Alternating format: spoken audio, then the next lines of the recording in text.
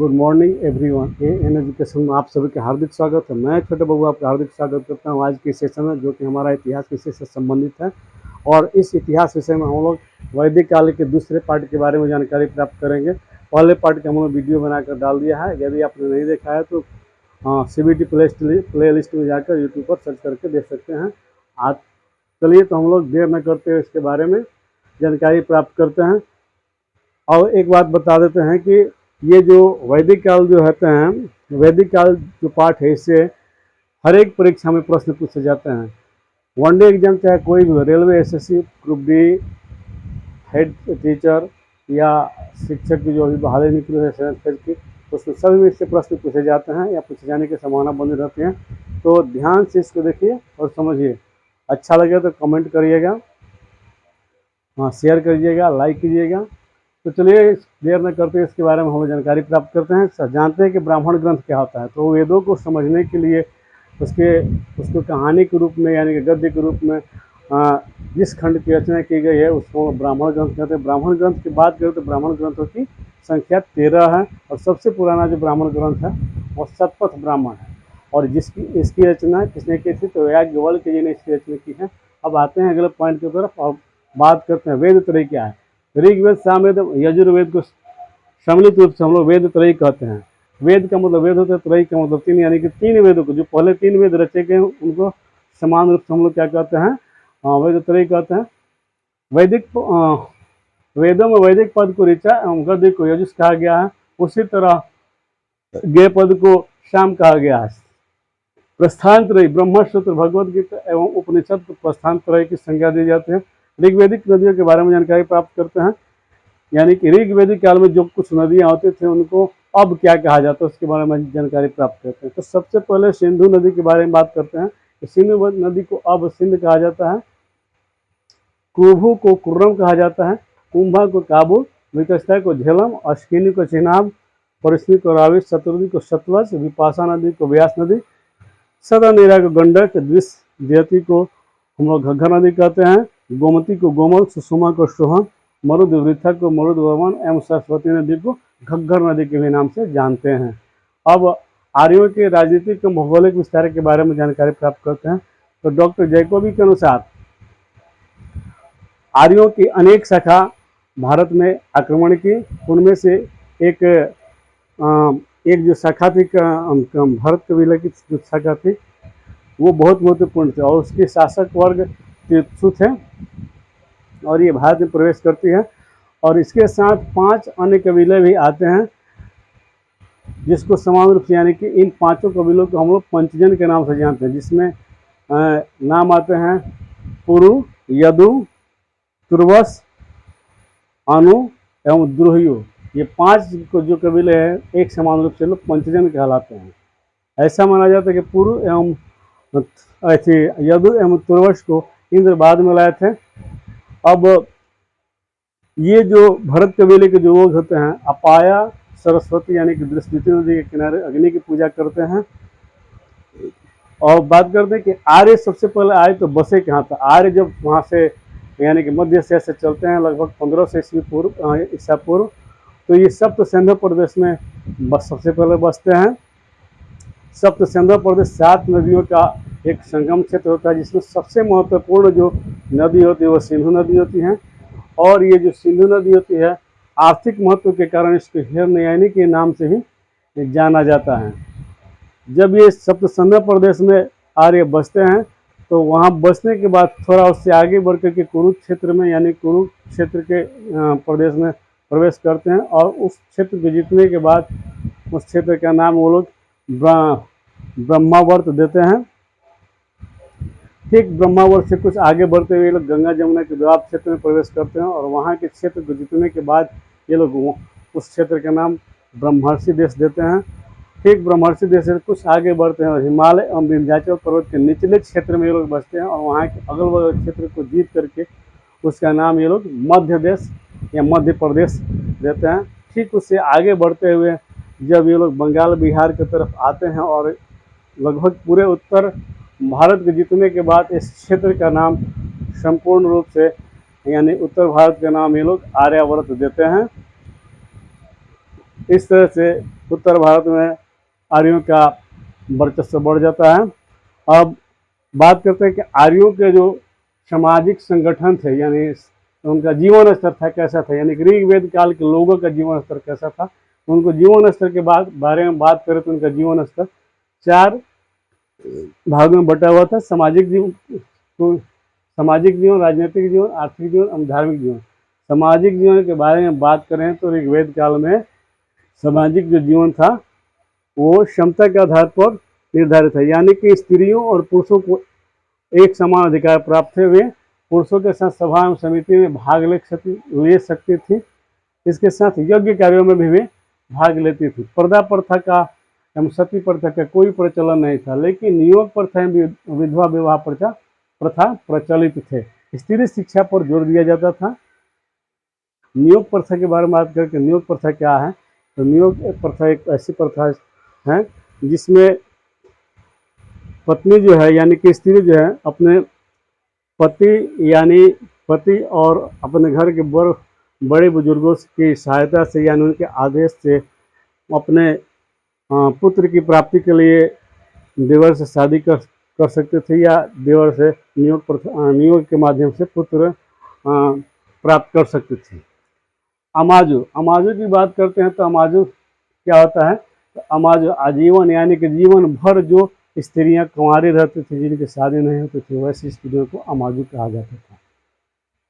वर्ण व्यवस्था की बात करें तो ऋग्वैदिक काल में वर्ण व्यवस्था का आधार जो था कर्म था, यानी हम जो ब्राह्मण क्षत्रिय वैश्य हम शूद्र की कल्पना करते हैं या जो बात करते हैं, इसका जो आधार था ऋग्वैदिक काल में वो कर्म था, यानी कि जो लोग जैसा कर्म करते थे उनका वैसा वर्ण होता था। यानी जो लोग पढ़ाने लिखाने का काम करते थे वो लोग ब्राह्मण होते थे, जो समाज के रक्षा का कार्य करते थे वे लोग होते थे आपके क्षत्रिय कहलाते थे। उसी तरह व्यापार करने वाले वैश्य कहलाते थे। हम उन तीनों की सेवा करने वाले जो थे वो शूद्र कहलाते थे।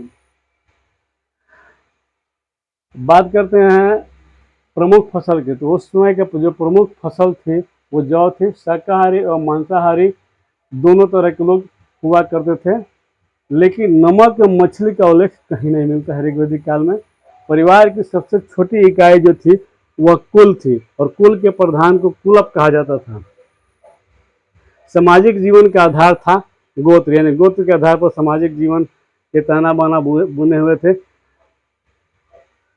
वहाँ का जो समाज था वो पितृ प्रधान समाज था, यानी कि ऋग्वेद काल में जो समाज हुआ करते थे वो पितृ प्रधान होता था, यानी पिता की प्रधानता होती थी।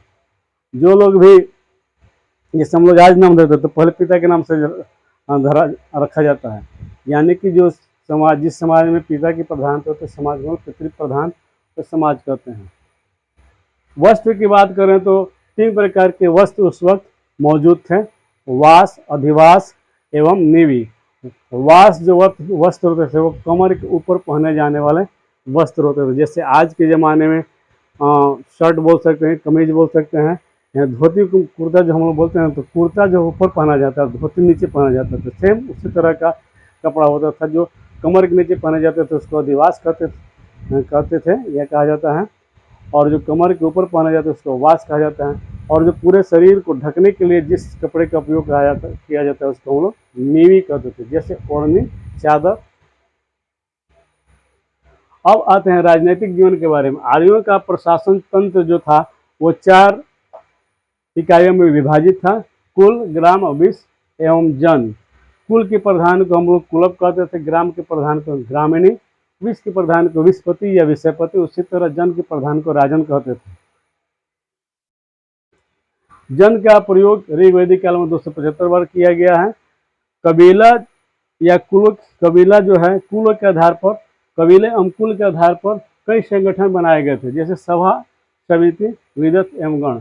ये जो संगठन होते थे धार्मिक एवं सैनिक कार्य का संपादन करते थे। राजा की कोई उस समय मैंने राज्य यानी कि राज्य थे, स्टेट की कोई संकल्पना उस समय नहीं थी। सभा एवं समिति इतने महत्वपूर्ण थे कि राजा इनका समर्थन पाने के लिए हमेशा ललायत रहा करते थे। ऋग्वेद में बलि की बात की गई है, तो ऋग्वेद काल में जो बलि लिया जाता था वो एक स्वैच्छिक कर था, जो अपने मन से दिया जाता था, स्वेच्छा से दिया जाता था। दैनिक प्रशासन में राजन की सहायता के लिए पुरोहित की नियुक्ति की जाती थी, और पुरोहित जो था बहुत महत्वपूर्ण सब था, राजा के बाद उसी का स्थान होता था। उस समय दो प्रकार के पुरोहितों की चर्चा होती है, एक होते वशिष्ठ और दूसरे हैं आपके विश्वामित्र। विश्वामित्र जो हैं उदार प्रवृत्ति के, जबकि वशिष्ठ जो हैं रूढ़िवादी प्रवृत्ति के पुरोहित हैं। अब आर्यों के आर्थिक जीवन के बारे में बात करते हैं। तो इस काल के लोगों की जो अर्थव्यवस्था थी, यानी कि जीने का आधार था, वो प्रमुख रूप से पशुपालन था, यानी कि उनकी अर्थव्यवस्था का प्रमुख स्रोत क्या था, तो पशुपालन था। कृषि का कार्य किया जाता था, लेकिन वो नाम मात्र का किया जाता था। गाय का महत्व अधिक था, 175 बार गाय का उल्लेख किया गया है। अनेक शब्दों की जो उत्पत्ति है गाय से हुई है, जैसे गोमत, गोहना, गोधुली, अधन्या, गविष्टि। कृषि की चर्चा 24 श्लोकों में की गई है। रथकार, बुनकर, शिल्पकार, बढ़ई, कुम्हार का उल्लेख ऋग्वेदिक काल में मिलता है। अयस्क का प्रयोग तांबे या कांसे के रूप में किया जाता है, यानी ऋग्वेदिक काल में अयस्क का प्रयोग लोहे के रूप में भी किया जाता है, या लोहा के रूप में जाना जाता है। धार्मिक जीवन के बारे में बात करते हैं।